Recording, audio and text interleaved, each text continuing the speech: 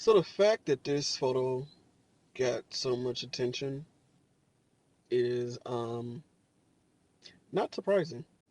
Because even when Meghan is just doing just something just plain Jane, nothing that's like controversial, just going about her day, minding her business, looking beautiful, uh, the weird social media, deranged, crown critter, delusional, narcissistic trolls, and the corrupt UK media will find something, some way to spin a moment, a positive moment, into something that's negative and just totally ridiculous.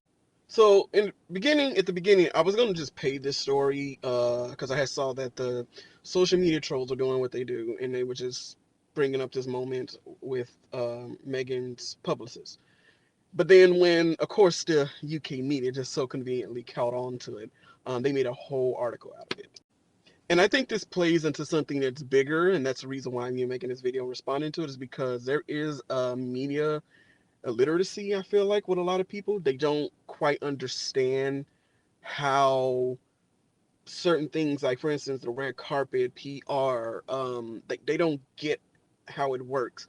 And they've kind of turned it into something that is negative or just something that's evil. And it's like, no, if you're a public figure, you have a publicist, you have PR. Those all go hand in hand. You actually need it.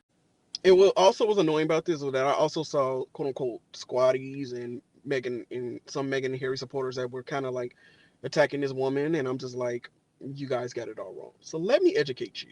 So once upon a time, I worked on red carpets. I was actually helping a family member of mine, a very close family member of mine, on the red carpet because they're a journalist and they needed someone to take photos. And so the very few times I have worked on the red carpets, it was a learning curve for me because I've never done anything like that before, and I always had this very one-sided view of what it's like, and it's nothing very glamorous. So, for instance, like you see this um this kind of like gate right here. That is where all the photographers is at, and that's where also the journalists they're all packed in like one like line, and it's kind of like you're packed like sardines in this one little area.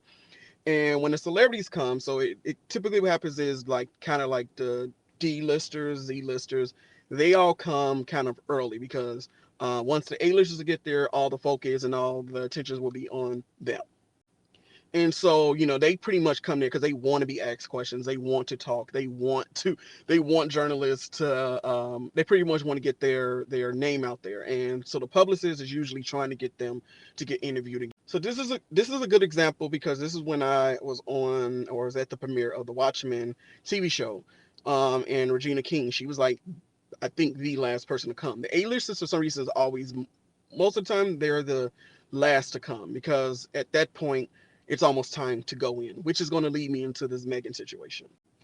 And also, so like I was saying, back to the D-listers and stuff like that, they want to get asked questions, like their publicists want to get them to get attention. So you can ask them as many questions as you like. They want them to be, get their name out there. But the A-listers, what happens is when they come, either they already know which publications, which networks they're going to talk to. For instance, like Meghan knew she was going to talk to a Variety because she has a relationship with them, and that was the only publication that she talked to.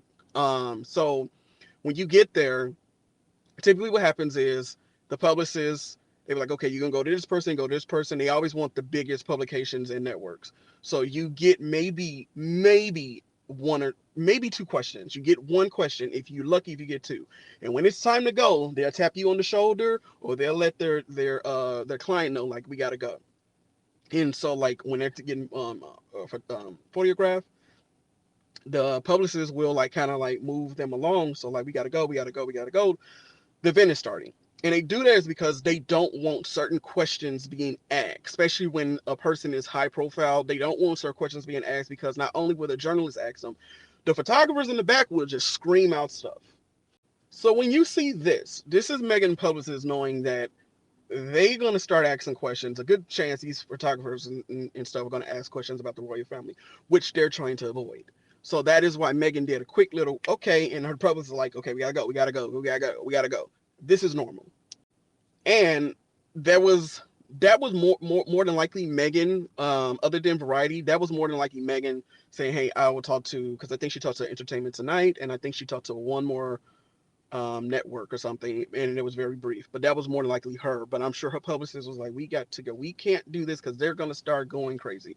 And on the fact that some people were saying that she paid to get on the red carpet, listen, um, no one pays to go to these events. If anything, if they're offered a lot to go to these events, especially Megan. I don't know why you guys pretend like or live in this fantasy that Megan is not that girl.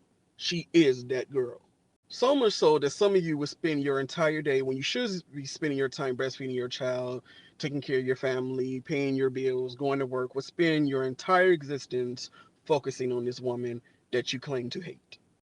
No one in any type of LA will spend any moment or any type of fun to go to these events, because these events more than likely want people to fill up their seats and all types of stuff.